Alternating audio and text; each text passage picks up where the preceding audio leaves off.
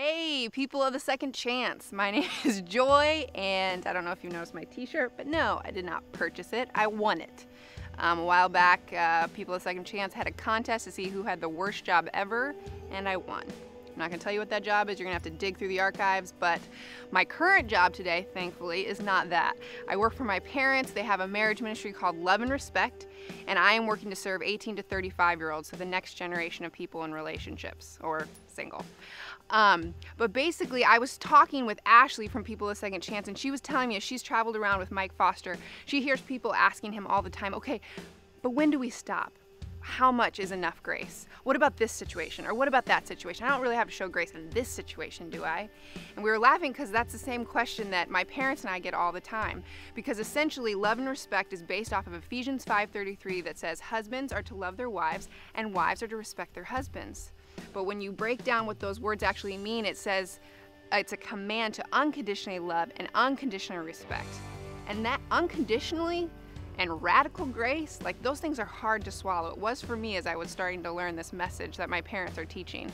Because the reality is that a lot of us have experienced pain and hurt, and when we experience pain and hurt, those things go out the window. Sure, it's easy to show someone love, or it's easy to show them respect when we like them, but it's in the midst of pain that it really takes faith, but it's not always gonna be fair. And so, as we were talking about this, we were like, you know, but do people believe?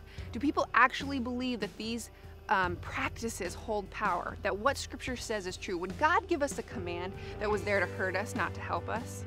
And so I want to be clear though, because Ashley and I were saying, the reality is that to show unconditional love, to show unconditional respect, to show radical grace does not mean that you lose your backbone. It doesn't mean that you just idly sit by and let people do mean things to me, you, whatever.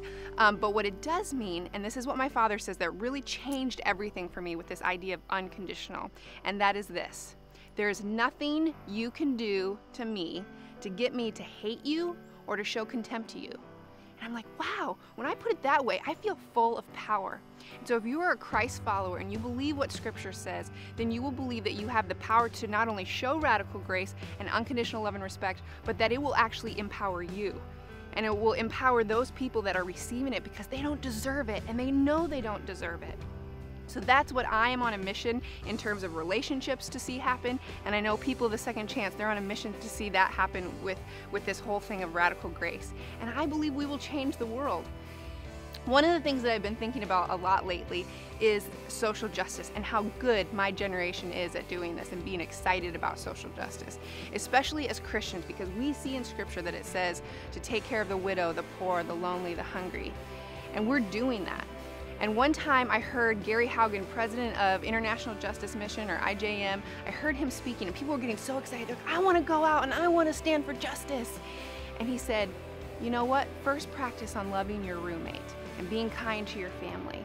And that's what I want to say to people who are so fired up about doing social justice. I want to say, I am proud of you for doing that. But guess what? You're going to enter into a relationship. And if you are not trusting God in this area of showing radical grace and showing unconditional love and unconditional respect to people who don't deserve it, how are you going to be able to be out on mission and really do things for Christ in a big way if you can't love and respect the people that you are in the day in and day out? So I encourage you, I believe that you're strong enough to do this, to show that radical grace and to show unconditional love and unconditional respect, because I believe that it's full of power. I believe in you. Let's do this.